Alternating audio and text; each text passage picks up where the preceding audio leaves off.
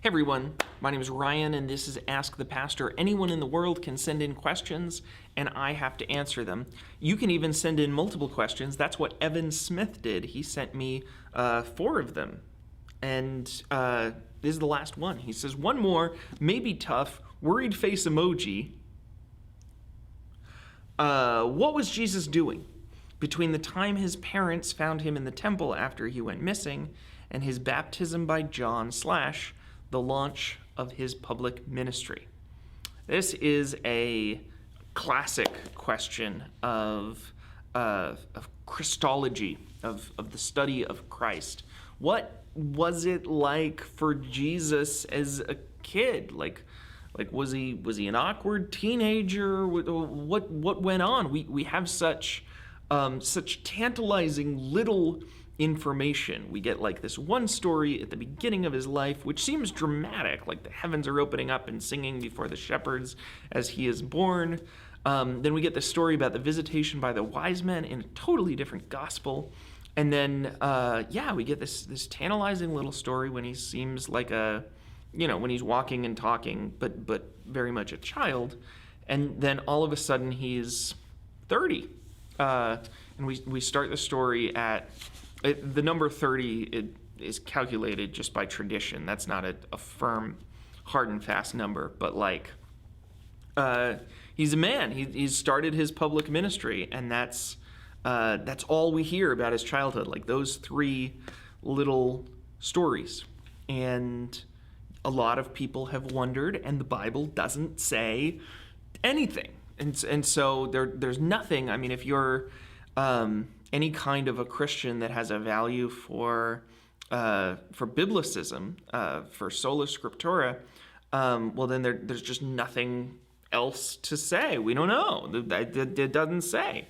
And there's nothing in any other history that says, except that there are a couple of documents that are not regarded as reliable history and not regarded as reliable theology, called the infancy gospels. So just like we are kind of wondering about this question today, and people have asked it both out of just a sincere curiosity and also out of a challenge to the gospel, like, hey, if this Jesus guy's real, what happened to him early in life? This was true in the ancient world, and they wrote a number of gospels. The infancy gospel of Thomas, not to be confused with the regular type gospel of Thomas, is a story about Jesus's childhood and like what his life was like. It's from the 2nd century. It's interesting. Like go check it out. It's not a part of the Bible, and again, it's not regarded by historians as particularly valuable, but it includes some stories that have become part of the legendary. For one thing, they were included in the Quran.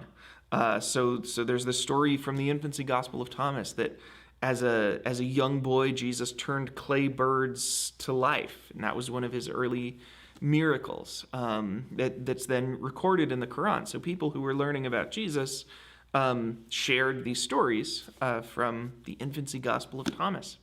Another important one is the Proto-Evangelium of James. So the pre-gospel, the infancy gospel of James. That's where we get a ton of our stories about Mary. Mary's another person who we just get tantalizingly little info from. She's super cool. She sings the Magnificat, but then we get very little of her. So what was it like to raise God? Some of those stories are contained in the Proto-Evangelium of James. And that's also where we get the doctrine of the Immaculate Conception.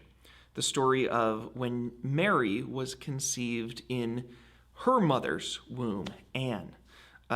The story of the Immaculate Conception is not how Jesus was conceived, it's how Mary was conceived. That is a common misconception that actually really matters to me, because there's nothing unimmaculate about having sex. The virgin birth didn't make things immaculate.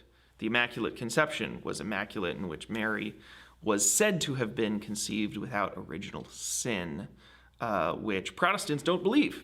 So there you have that. That's a little bit of a tangent. But if you really want to know about what life was really like for Jesus in the times that the Gospels don't talk about, the most important infancy gospel is Lamb, the gospel according to Biff, Christ's childhood pal. So if you want to check out this novel, you can hear lots of good stories about what it might have been like for Jesus to grow up, go to school, and wait until he was ready to start his public ministry. As for me, I tend to think there's probably not much to say. Like, I mean, as curious as I would be, I think probably the reason it's not recorded is because we have the best, most interesting, most Jesus-y stories, and a lot of his childhood was, figuring out how to feed himself and doing kid stuff, climbing trees, and it's kind of like what was Joan of Arc like before she started cross-dressing? Like, I don't know. I don't care. What was Michael Jordan like in grade school before he started playing basketball? Like, he's still alive. Like, we could go ask him, but does it matter? I mean, he wasn't playing basketball. That's like what Jesus, he hadn't started his public ministry yet. He wasn't doing the ministry thing. That's like what everybody needs from Jesus. And so, yeah, probably like a bunch of normal stuff, but we didn't record it. I'm sorry, that's all I got. Go read Lamb. And if you liked the answer to this question, I hope you'll share this video. If you didn't like it, let's talk more about it. Let's discuss it.